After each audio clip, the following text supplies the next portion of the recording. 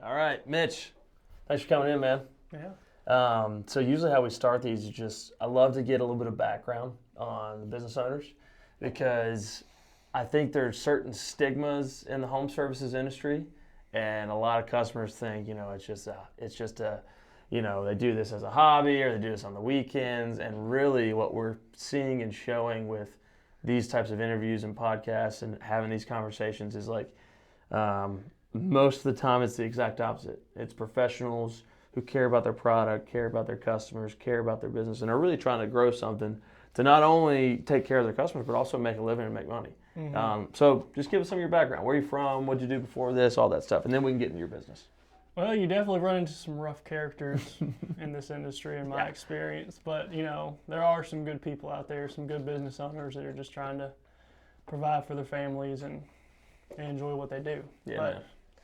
my background is, so I come from a blue-collar family. Okay. So my brother's a plumber. He has his own plumbing company. My sister actually works for him, and she's a plumber as well. Here? This is up in Louisville, Kentucky. Okay, and that's where you're from? Mm-hmm. Okay, cool.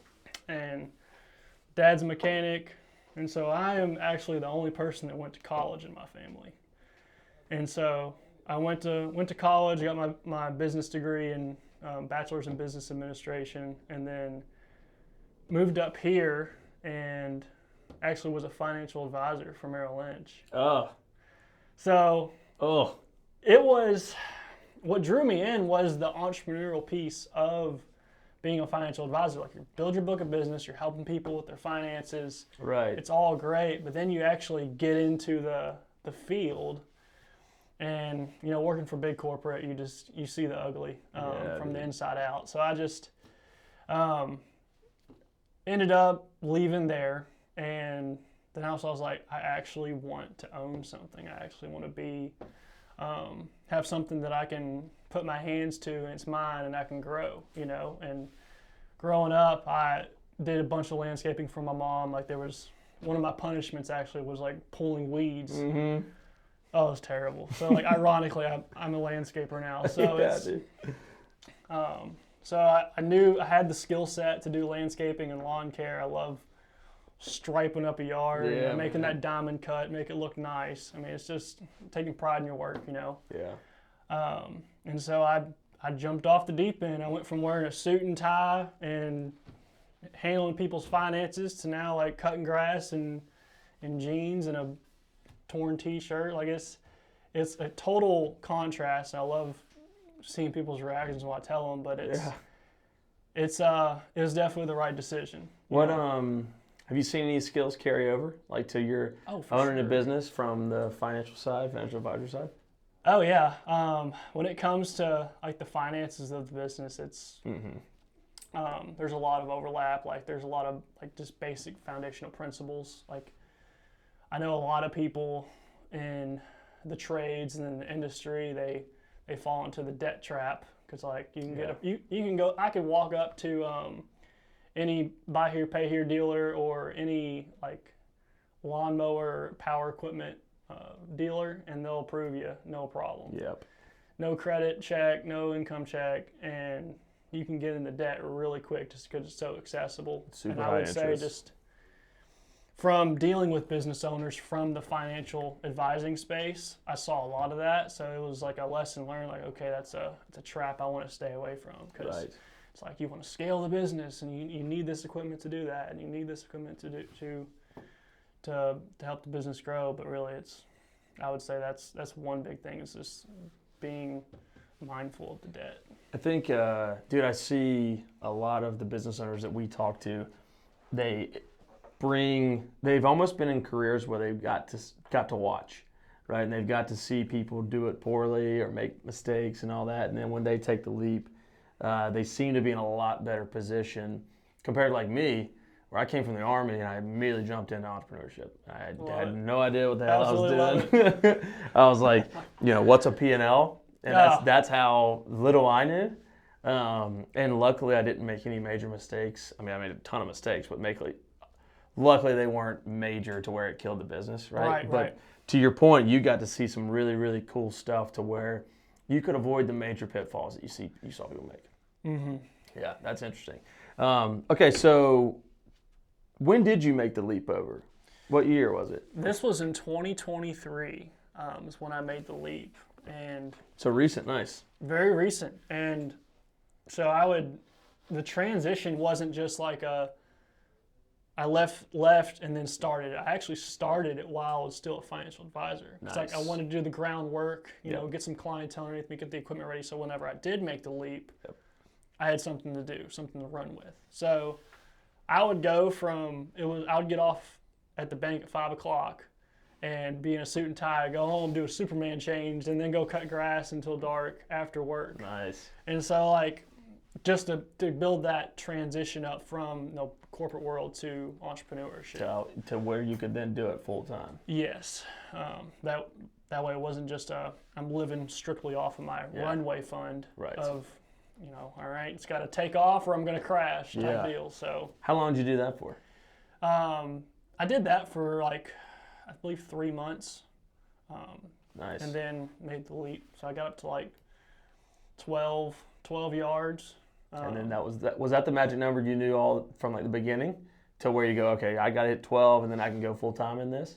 Or was it you just kind of felt like, all right, this is gaining a little bit of traction, I can do this? Yeah, I mean, it got to a point to where, okay, this is a decent amount. It's not necessarily where I wanted it to be, but it got to a point to where I couldn't do both. Right. It was my time, I didn't have time in the day to get them all done. Yeah, I know that say. feeling, dude. Absolutely. So it was small last year, but this past year it's just absolutely taken off. Killing it. From last time we spoke, we're Yeah. talking night and day difference of where the business is at. Really? What's the major cause of that?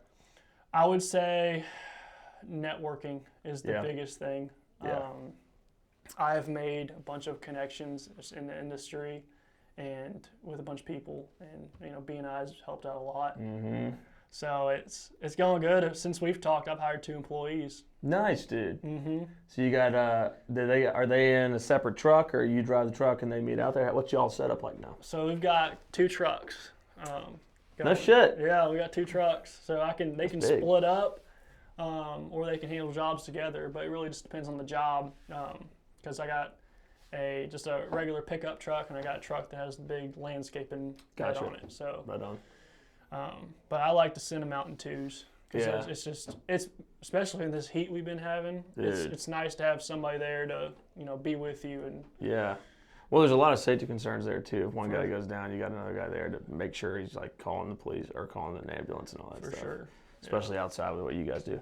I've also talked to a couple other landscapers, and they say 2 is the magic number. Yeah. Even on big jobs, because some people might naturally think that more is better, but what they have found is typically if it's over that 3-ish range, it becomes too much for one guy to manage because maybe they're not the best manager or leader. They don't have that experience yet. Mm-hmm. And people become much less productive than just having a team of 2 or 3. And I thought that was interesting. It's something I didn't really put together. But they say, they're not in Tennessee, but they do millions and millions. They just got bought by private equity, so they're huge. So they know what they're doing. They know what they're doing, right? But they've been in business for 60, 70 years. It's a 3rd generation landscaping company. Wow. So they're just it's pretty much set and forget now. But they were telling me through the years they found that that 2 to 3, even in a job that's 10 acres big, is that's what we do. Because anything more, people just can disappear with a weed eater and just walk around you know what I'm saying? Not really doing much. There's it's a principle that I learned in college. It's called the law of diminishing marginal returns. Yep. And that's exactly what it is. And I saw it too, because I'd have 4 guys on a job site, and I'd just be looking at them they're all not doing something. Right. It's But you think when you're going out there, you're oh, we're going to do this in no time. Yeah, if you had 4 of me. Yeah, exactly. Right. But not everybody is intuitive on what needs to be done. Yeah, and some people, dude, this is also no less. Some people don't give a fuck. I know. Some people don't care. And that's also as long as you can manage them, that's also okay, right? As long as they care about doing a good job. Mm-hmm. They're not going to care about doing it quickly. They're not going to care about making sure we're efficient, taking care of the equipment, right? Sometimes people aren't going to care. there's a place for them, and they could still be a productive member of the team. But I had to learn that lesson the hard way, where I thought everybody was just bought in. Coming from the Army, I was like, that's how that was, right? Just like, hey, we're here for this reason, whatever it is. We don't have a choice. We just have to do whatever we're told. Yeah. So like when I started my first company, it was like, all right, my mindset just followed, and I slowly started realizing, oh, this is a job for some people. For most people, this is just how they make their money, and like that's perfectly fine too, Right. as long as they're good people and they're not immoral or unethical or doing damage to your company or your customers. But yeah, that was a big learning lesson for me too. Oh yeah, and another thing that I've like tried to navigate is like, have you heard of like Robert Kiyosaki? Yeah. And like how he wrote about like the 4 quadrants. Is he? He's not Rich Dad Poor Dad, is he? He is. Yeah. Same guy. Yeah. Well, like he has a principle of like 4 quadrants, and like you have the W-2s. They work on an hourly and salary basis, and they're the people that you're trying to describe. It's just a job for them that they can pay their bills. And then the other quadrant is like people that want to work on commission, and they're more specialized in their labor, take pride in their work, yada yada yada. Yep. And then the other 2 is more of like the seats that we're in, like business ownership, hands-on, hands-off type deal. And then they have like a passive investor. But trying to move people around the quadrant is so difficult. Yes. Like trying to tell a W-2 employee or a salary employee, hey, you would make so much more money if you were on commission. And that just mortifies them. Yes. It's like, well, I don't know if I can do that. I don't know if I'm gonna make enough money. And it's like, you would actually make more money. Yeah.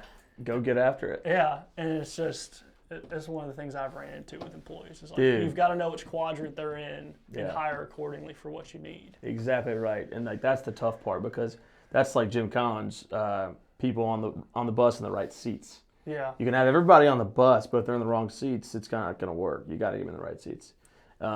Another thing, like to add to that, what I found like really, really tough is at the beginning, maybe like a year in where you're kind of cruising, you got some money, you're hiring people, and maybe you're hiring like your first like manager, first salaried position beyond just like some technician help. Mm-hmm. You're at that point, and then you realize you're like, okay, I can't afford what this person could probably make over here, so I've got to like almost sell them at opportunity instead of just here's a paycheck, here's a big paycheck where I can match what this company's doing over here, because I can't. Yeah. So I had to learn how to be like, okay, how do I do this, but also do it genuinely, to where they're not gonna, if you're just lying, they're gonna work there and then leave because they're gonna be like, oh, this guy's piece of crap. So like things like profit sharing, bonuses, revenue milestones, anything you can do, maybe some equity, anything you can do to try to make sure you can get that person who could make $100,000 over here, but the only thing you can afford is a $60,000 salary. Right. That's the tough part. But if you can do it, you've got either a great company or you're a sensational leader and business owner. This is getting them bought into the vision, helping them see the vision of like where the company's going, and like how that's going to help them grow alongside the company. Amen, dude. So talking about vision, what is the vision for your company? And go ahead and say the name of your company too. I don't think you mentioned it. Country Landscape Services is the name of the company. Nice. So what's the vision? What's the goals? The vision is I want this company to basically, where we can like grow it nationwide. Like I'm a very big pictured person. Hell like yeah, me too. I want to have another like Brightview Landscapes, another like big company that has built out processes that to where like the clients are happy, the employees are happy, the culture's good, and like you have a system that you can move to different cities and offer your services nationwide. So like right now, I would say I'm in the process of building systems and processes and investing in people, creating a culture around all the services we provide. And so and that's what I'm doing now, but like where I'm going is like I want to have a name in the Nashville community for sure. Yeah. And once I've built that reputation, then expanding to a franchise. Nice. So you would want to franchise it? Yes. obviously have never done franchising before, so like Yeah. it would be a totally new process for me. But You can figure it out. I'd figure it out. Yeah. It's right now. I feel like I'm in the process of figuring it out. Yeah. It's like trying to put it's almost like I have a car, and I'm trying to build the car, and there's an engine, and I'm trying to make sure that it's all running, and all I need to do is just pour gas into it. Yeah, dude. And that's just, networking and leads, just the different funnels that you have in business. But like, yeah, that's what I'm trying to do right now, is just to create something that's going to add value to the community, add value to my employees, and it's just going to be an overall blessing, and not something that's just to generate money. Yeah. It's bigger than that. Creating something Yeah. to last. I think that's so unique, and it's probably hard for, it is for me at least when I'm in it. It's hard for me to see it any other way. But what you're doing is unique. I don't think many business owners think, when they're a year and a half in, all right, let me start creating systems, and let me start putting that on paper, and then testing the systems while I'm still in the system to ensure that system actually works. Yeah. For when I have somebody who's 3 or 4 people removed from me that I don't even know is in the system and the system's still working. Like, that is an incredible part of growing a business, is when you have hires that you don't know, that you aren't interacting with every day anymore. Yeah, there's layers. Right. You're creating layers. Yeah. And they're using those systems that you've tested. Something I made that mistake early on, is everything lived in my head. Business was running super smooth. We had great margins. Customers were happy. We never had a single complaint. I was like, all right, cool. We got the money. Let's scale. Let's get another location. Let's get more vans, more people. We did that, and then slowly but surely we started getting some complaints. We started having issues, and I was like, what the hell is this? This has never happened. And I had to take a step back and be like, oh, it's because if I'm not there, they can't just automatically know, what to do when this happens or what to do when this happens. So I had to really kind of backtrack and refocus on developing those systems and giving them the processes to be successful when I'm not around. So I think what you're doing is super smart. Doing it from the start, test it while you're in it, and then set it and forget it almost. That's the goal. Set a system, lay the groundwork, and then all I have to do is work on the business and no longer be in the business. Yeah, dude. We're like, how far are you from being able to be a little bit more on the business instead of in it? What do you think? I would say I would like to have it in a place where it's self-sustainable, and to where I can just put the fires out as needed and tweak it. Yep. By 2025. That is my goal. Into 2025? Yeah, because I feel like this season is like, we're super busy, but it's so valuable because all these different things that pop up are like so valuable to experience. And so I'm taking note of these things, and this is almost like, I guess you could call it the pilot season of like, as the company grows and we got employees and we're putting CRMs in place and salespeople, I'm going to take everything I learned and try to implement, like, from beginning to end, I guess, saying having all the funnels in place, marketing, having a sales guy in place to like capture all the leads, and then going into them connecting with the project managers, i.e. my employees currently, and then them managing the projects in person, and then also having like all kinds of like automation in place to make sure like the client is being contacted and making sure that communication is ironclad. So, but it's a cool thing though.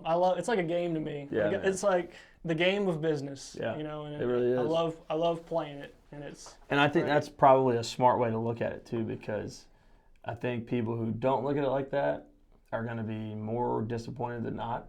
It's another lesson I had to learn. Is like every day is going to be something that messes up. Whether it's somebody doesn't show up, whether it's a piece of equipment breaks, whether it's you ran over a toy in the backyard, and now it's, then you have to make the customer happy, and all of these things are going to happen all day, every day. And if you can't see it as like a game or see it as anything other than, hey, this is what it is. It's how we deal with it. It's what makes us a great company. Mm-hmm. I think that gets overlooked so many times. I know I personally overlooked it. So you mentioned your team and all that stuff, goals and visions. Where, if you guys have one, what do you think y'all's differentiator is when it comes to choosing you over a competitor? I know that's a tough question because we had the same struggle in restoration when we were in restoration, which is just like, I mean, I felt silly saying we're this, that, and then like at the end of the day, we all have the same equipment, we all get the same training, our prices are all the same because they're based off of insurance. So it's like, what are our differentiators? It was really tough. So have you thought about that, and how did you come about it? Yeah, I mean, I think that in business, you hear all the time, like, it's all about, like, who you know, but, like, more importantly, who knows you. Yeah. And, like, that goes, like, to network and everything. But to take it a step deeper, I take a lot of value, and I instill this into my guys, is it's all about how you treat people.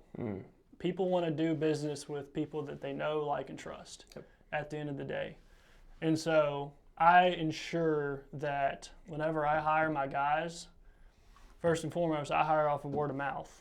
So I tried hiring off of some recruiting website. I won't mention their name, but like the guy ended up stealing from me and blocking my number, and it was just a terrible experience. And that was the only employee I didn't hire from word of mouth. And so there's a certain level of accountability that you get whenever you hire someone that they know. Like their name's on the line. Right. And so, and it's people that I trust that I'm going to hire. And so I instill the same things that in my employees. I make sure that they are high quality people.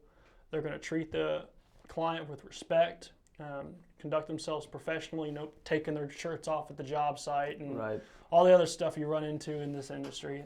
I had one employee in the beginning of whenever I got started, like it was one of the same guy that stole from me, and and blocked me. He had his shirt off at the job site. Luckily, the client wasn't home, but I was just like, "What are you doing? Are you man? kidding me? What are you doing? Like, we're not out in the country right now. We're at someone's house. Like, right, and they're paying us to be here. Yeah. They don't want to look out the window and see that, dude. Oh my gosh, you're not lying, dude. This is a true story. We were doing a cleanup job for this family. Very clearly some drug-related stuff. Okay. With the son, adult son, he was probably in his 30s. The mom was the owner of the home. We were hired by this nonprofit to help her clean up. I think it was after one of the tornadoes. So we're there, and we're getting to know the owner of the home, the lady, and she's talking about how her son just got out of prison, and he's going to be there the next day. And so we get there the next day, and he's there, and we're all working. And I had some guys that were like temporary kind of labor help, just because we were so busy, we needed some extra help. I get that. And this guy that I hired from this temp labor, oh my gosh, I caught smoking meth. Oh my word. With the son that just got out of prison on the job. With like father and son? No. So the son of the owner of the home who just got out of prison, so our customer's son, was smoking meth. Somehow this guy that I hired found him smoking meth and started smoking meth with him. Wow. I was like, I didn't even know what meth looked like. I had never seen that before. I was like, pretty sure that's not legal. That's a whole another level of customer service right there. Yeah. I was like, hey, you got to go. And then we talked to the nonprofit. And I was like, hey, look, this is what's going on. You guys got to get this straight before we can work here anymore. Right? Oh, my word. Yeah. So I feel you. Yeah. The employee stuff is hard. Let's talk about that, because I think another important part of these conversations, at least for me in the first year of business, I found it so valuable talking to other business owners and seeing that, oh, crap, they're going through the same stuff I am. They're having the same problems. Because you can get kind of in your bubble and think, man, this is hard. Man, this sucks. Why aren't we doing this? Everybody else seems to be killing it. And, and like in reality, everybody's feeling the same thing. Everybody's having the same struggles. So looking at the future business owner, so the current financial advisor who's like, man, I want to start my own business. Maybe they're worried about employees because the labor is a problem. So how have you kind of attacked that? What's been your best? I know you mentioned referrals. Is there any other way to kind of keep people motivated, keep people with their eye on their vision, the goal? How have you managed to work through that process? So it goes back to I'm trying to get my employees that I have now to see the vision in which we're going. Like I'm trying to align our values and what we're all striving after, so we're not running in different directions, right? And so I'm trying to get them bought into the brand as a whole, and like the foundation is like how you treat people, but it's almost like I mean, the name of the company is like Country Landscape Services, right? Yeah. And like there's purpose in having like country in the name, is because there's a whole other culture and like set of values when it comes to like the South and being in the country. And there's a certain level of integrity. There's a certain level of pride in the work that you do. And so having value all the way down to I'm telling my guys, like, whenever you meet a homeowner, shake their hand. Yeah. Look them in the eye. Yeah, look at like just the simple things that your grandpa, your dad would teach you. Like, yeah. Because they go a long way. And they're rare, dude. Yeah. They're super rare, especially in home services. Mm-hmm. You know, people have an expectation that they're going to come in and have their shirt off, or, you know, have face tattoos. And, you know, I got tattoos, you know, but there's a professional way to do things. For sure. Right? And you're going to have walks of life that are built for certain industries. But that doesn't mean that like you're saying, you can't shake somebody's hand. You can't look them in the eye. You can't be respectful. You can't understand where the company's vision is and where we want to go and what we want to do. You know, all that's so valuable. And I think that's the difference in what makes home service companies great and just like good. Mm-hmm. I think that's truly the difference. And you can see it in a lot of these franchise models, the ones that have really focused on customer service over everything else. Like there's a painting company we have on the platform they're franchise, and they've really focused on that. And like that's their whole model is like, we're going to be like the white glove painters. And I think 10 years ago, if you would have said, I'm going to start a painting company and we're going to be white glove and we're going to charge more than everybody else, people would be like, what the fuck? That's not going to work. But when you have a different experience that is night and day of what you expected, it catches on, right? And that's exactly what you're talking about, is what you guys kind of focus on is hey, we have to make sure they enjoy their experience with us. At the end of the day, you're cutting the grass, you might not see them, but they need to understand and feel comfortable that when you're at their house, that everything's okay. They don't have to worry, which is a hard thing to do. But it starts from you, you know? It's top down. That's it right. It starts with leadership every time. Right. So employees, future business owners, is there something that, you know, when you were a financial advisor and you were about to make the leap, is there something that you wish you would have known then that you know now that you can kind of talk to, kind of specifically looking at the future business owners? It's funny because I had a taste of my own medicine. So my brother started his own plumbing company, it was a few years ago. And I was telling him, like, man, you've got to focus on your marketing. And I found, because like in school, in the textbook, like they would put you through these simulations of like, okay, you just put, you know, X amount of dollars in marketing, and, you know, you measure how much ROI you get out of that marketing, you know. Right. But like reading it in a textbook and actually doing it in real life, two different things. Yeah. And so it's this whole, and there's a lot of snakes in the marketing industry. Like they'll put you on retainers, dude, and it's a money pit. Dude, I will fucking go for days talking about that. Oh my gosh. Because they're thieves. They are. I'm sure there's great ones. I, at my level of business, have not found them. Yeah. They seem to be thieves. They overpromise, underdeliver. Every time. They are not transparent in the metrics in which are the KPIs of what they're doing. Yes. I've even heard of some companies that like they keep the credentials to like the emails to log into like the Google My Business and the Facebooks. Like they own their marketing. Dude. So I won't get into that, but I would say like sitting in the seat that I'm in now versus whenever I first started, like marketing is something that you have to be very careful and intentional about at the same time. Yes. Like, because as a new business owner, you're desperate for new business. And you're like, I need business. I need to get it whatever means possible. And then someone comes in and says, you want 100 clients a month? Come this way. Absolutely. You see them all the time on social media. It's like, are you a landscape contractor and you need more leads? Click the link below. And more times than not, it's a freaking scam. Yep. Like, and it's just another marketing company. Yeah. That's going to try to. I think their whole theory is they get you on a 6-month retainer, and then they don't care after that. And they're just like, all right, let's cast our net wide. We know if we get him to sign, we got him for 6 months. Maybe he's paying us $2,000 a month. We got him for $12,000. And then if you have 100, maybe they have a 5% success rate, and they keep 5 clients on a regular basis. They're continuously paying them.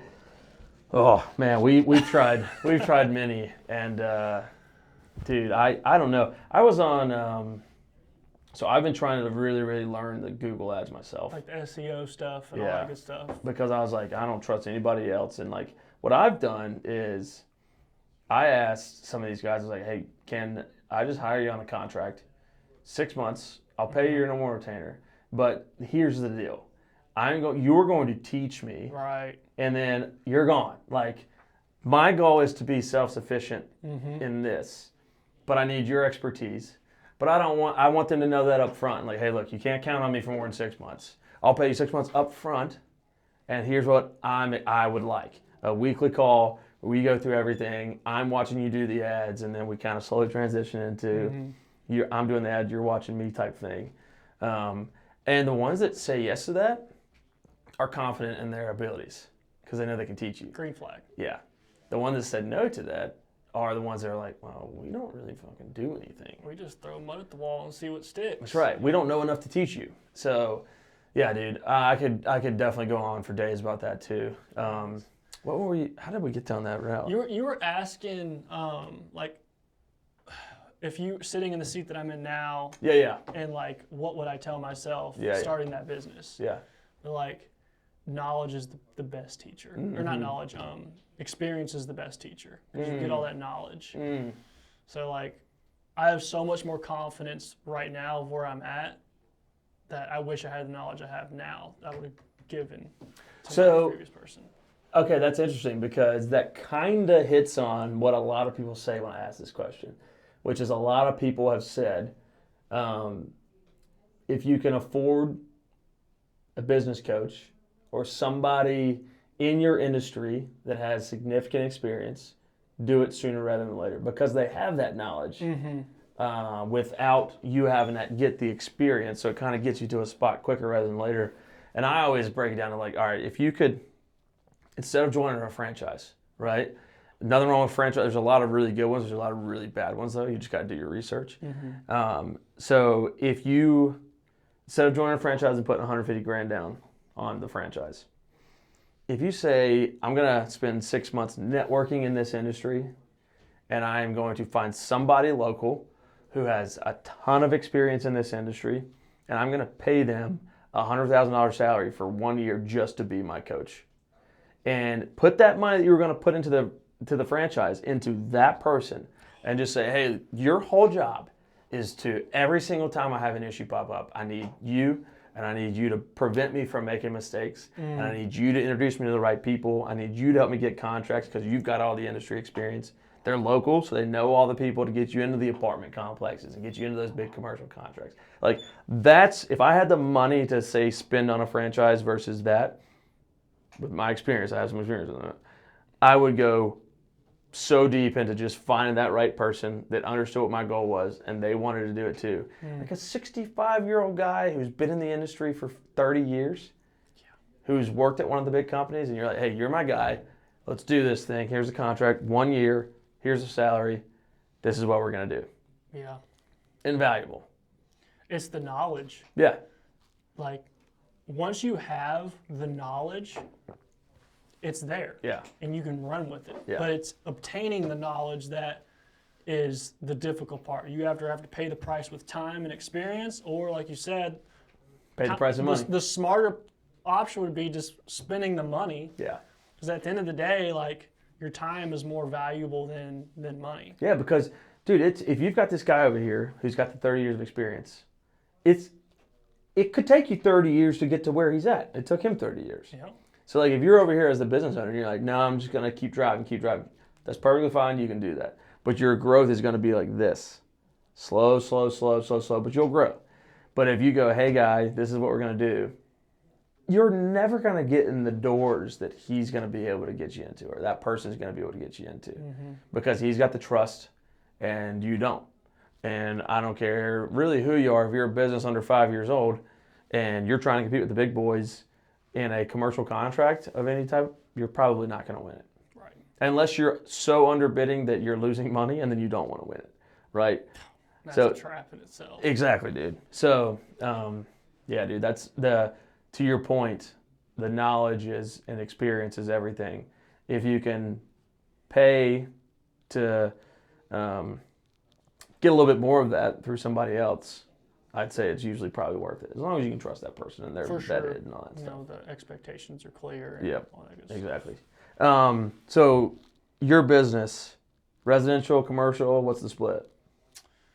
Or do you guys mostly residential right now? I'd say it's probably like a 75-25 from residential to commercial. Nice. So we just took on a very big contract in Nashville for a local church. That's sweet. Maintenance contract. We got the irrigation, the new mulching twice a year, pull weeds, mow the grass. So those are the ideal contracts for sure that I'm trying to go for. But yeah, a lot of like home service businesses obviously start off in residential. Yeah. Get your feet wet, get good at your craft, then dip into some commercial stuff. Nice.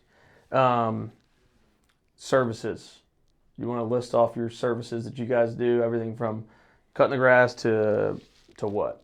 What's the full list? We are a full service landscaping company. I know like landscaping is pretty like, what is landscaping? Right, it's pretty broad. So like I know there's some landscape companies that do the landscaping piece only and no lawn care. Some people do lawn care and no landscaping. Some people do both. Like I see both sides of the coin. We do full service, so we'll design the landscaping. We will install new landscaping, executing on that design.